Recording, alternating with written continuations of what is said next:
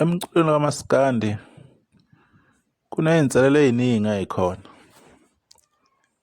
Kunobuqhophololo nokudonselana phansi nokudlana iy'thende okuningi okwenzakalayo. Uma ngibuka labafana ababili laba okungumthandeni SK Mfokamanqele kwaHlabisa, phinde ngibuke noKhuzani Mpongose Dlamlenze Mandaba eNkandla. Uma sibuka nje izinto ezenzeka ngakhona, uzothola ukuthi izinto ey'ningi ey'bahluphile emoyeni nasey'mpilweni zabo nje izinto ey'buya kubalandeli. Bahlushwe izinto ezenziwa abalandeli bomunye umculi, bephinde behlushwe izinto ezenziwa abalandeli babo. Abalandeli banendima enkulu abayidlalayo kumaskandi. Lokho kumele singakubalekile. Bahambe enkulu indima ekuphakamiseni abaculi ukuze babe kuleli zinga abakulona. Babasekile besafika, besazakhela igama, babakhanda, bababumba, babaphakamisa. Umhlaba wababona, badlala ko-radio, bavela koma-TV, bebuye bephindelela beya kuma-interview different, bangela imincintiswano, babavotele bewine, baba izinto ey'nkulu, bekhona abalandeli bebaphahlile. Endleleni esihambayo sonke singabantu kukhona abantu athi mabenza into bese bevelela.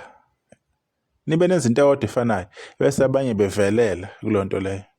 Kukhona-ke nabalandeli-ke abagcina sebevelela nje, yabo, ngenxa yamandla abo abawakhombisayo ukuthi uma beseka umculo izinga abamseka ngalo lithe ukuhlwa kancane. Labo balandeli labo bagcina bethola ama-recognition ngandlela thize. Beshuthe nawo umculi banayo inamba yalo mculi loyo abamlandelayo. Mayizofika nje kuleyo ndawo uyabafonela ethi hey bafethu, hayi ngihlangabeza kanje. Yibo nje abamlinda bememukela. So uthola ukuthi manje sekubuildeka ifile ethize ngomuntu just ukuthi umlandeli wakhe. Usuyazi nasey'nkundleni iprofile yakhe iyakhula online, TikTok, Facebook, YouTube, Twitter, Instagram, Twitter, X, whatever. Ugcina waziwa, ugcina kushare amavidiyo akho ngandlela thize uma ukhuluma ngalowo mculo omthandayo. Ugcina nje abantu bekwazi. Abanye they go as far as bebe izinduna kuma-branch athize abawalidayo. Bekunalento ukuthi kube nama-CD, bekuhlelwa ukuthi ama-CD azofika kanjani. Khuluma nenduna ukuthi kodwa ama-box imfaniswano uma kuzohanjwa kuyiwe le emcimbini, because imicimbi phela ayikho endaweni yodwa, kuyahanjwa, kuyashintshwana. Lowo msebenzi loyo is a lot of admin. Buwenziwa abantu ungabakhokhile lowo msebenzi owenza, bekwenza ngothando. Kodwa kokusalayo iprofile yomuntu kancane ibikhuphuka, nawe begcine saziwa. Kunezinto abesesibenefita indirect ngenxa yokuthi nje lowo mculo loyo amlandelayo sebeyamazi abantu abathize. Baye bezomoffer nemisebenzi, yabo. Abanye be-offer nokuthi hayi emcimbini ukuthi uzokhona noma ungenamandla, hayi doda so contribute kanje kanje. Uthanda balikhombisa ukuthi ngenxa ukuthi wena usuthe ekulandeni kwakhe iqhawe wavelela. Ungomunye abantu esifuna umsebenzi weqhawe ungehli no-push, sizonisupport nani ukuze lezi zinto sheshe yifike kweqhawe. Eqhawe lingehli. Kube kuhle kakhulu lokho.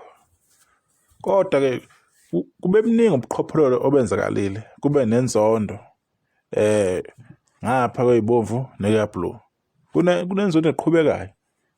Leyo nzondo yakhona ibinzima kakhulu ku-Facebook. Kuzondwana sekwaziwana nje ukuthi ubani uyanyanywa ngandlela thize, ngendlela anyanywa ngayo. Amagama awakhulumile. Khulume kabi umndeni kaKhuzani, khulume kabi umndeni amthandeni. Kunyanywana isikhathi eside. Kuthe makufika uTikTok-ke yaba worse-ke indaba yokwenyanyana. Worse because umuntu benza ividiyo ayirekhode lapha ukuthi ngobani nakwabani, indawo nokuthi into ukuthi umculo ukuthi kanje kanje ngayo umsangano kanje kanje uyaca ngenhlamba, yabo. Bese inzondo ibisiphezulu. Kodwa ke okwenzakalayo kunezinto abantu abayikhulumayo beyiphindaphinda beveze ke mhlawumbe ukunyanya okuthize ngabantu abathize, ukunyanya iminyaka umuntu mhlawumbe into eyinyanga ngenyanga eyikhuluma lento eveze okunyanya okuthize maybe okwenziwa umuntu ekwenza maybe ngalelo qhawe lelo alithandayo. Khuluma okuningi akuveze, kodwa umuntu mase ethola i-chance ukuthi ahlangane nalo muntu loyo bayifike beyikhulumele beyixoxele kube mnandi, ebese bayabona abanye abantu ukuthi hawu lo muntu uhlale ukukhuluma kanje kodwa mase kanje useyashintsha, usuhlala kanjani ngalo muntu. Benyela abantu ukuthi kahle kahle kanti ikhathi iphele emasini lapha embuthweni. Leyo nto leyo yenzeka both sides. Kunabantu abakwa Red Nation abanyanywayo kuze kube manje ukuthi wena ku live wabiza ubani. Kunabantu abanyanywayo kwa Blue ukuthi wena kuyi live yakho alanda umuntu wa Red Nation ozomfaka la. Bayanyanya bayazondwa. Bazonda lokhu zonomthandeni. Bazonda okwangampela umuntu uyamnyanya. Amnyanya lakhe ukuthi hayi ngiyamzondo bani. Futhi ambotha akamphiwe ngampela. Lamazondo awani, lamazondo abuyapi? Yini inhloso yawo lamazondo? Yini kwenze njani? Enxa ukuthi kulandela abaculi abathize. Yingakho nolamazondo akhona. Abaculi bazondana lendlela encane bazondana ngayo. Yini kuphela abalandeli enenzondo yeqiniso. Abaculi abazondani ngalendlela nina enenza ngayo.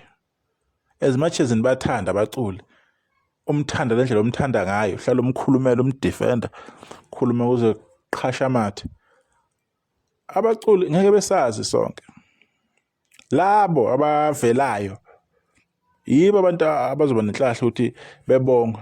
Wena uzobongwa neningi, kodwa usuku nosuku thuka abantu ngenxa yaleqhawe lelo olithanda ukubhubha. Lona liyazi iqhawe olithanda kangaka, ungalifena kulifela, liyakwazi lokho. Ukuthi wena ungafuluza impilo yakho luzele lona iqhawe. Ngoba nje bengenankinga nje abaculi bezwana bebodwa. Kubona phela le ndaba yokungcoya yokungcofana le into yabo yamabomu yokuthi kusetshenziswe abalandeli bedle bona imali behlale kulezi ikhundla eziphezulu. Ingani ngakuboni lokho ukuthi kubona it's just a game. Bafuna ukuzuza okuthize using us as ama fans. So lenzondo eyani. Kunabantu asebehlukene bese eqembini elilodwa kuthiwa wena ukhipha indaba wasikhiphela uhlangothi oluthize. Kuxatshana nje kade kulandelwa nje umculo wethu. Kuthiwa siyakusola wena ukuthi uzwana nobani ukhipha indaba. Kuphele nya ubudlelwane. Wena usukhuluma kanjani nalo muntu loyo umzondela yona lo muntu le ukuthi ukhulume nalo muntu lo. Wena othi usumbone lena usukhuluma kanjani na cause wakuveza kwacaca ukuthi wena basi kusola ukuthi. Lokho kwenzeka both sides. Akukho okungenzeka khona. Iyona impilo yini le thina abantu abamnyama esifuna ukuyiphila. La kwaMaskandi iyona ndlela yini esifuna ukuyiphila le.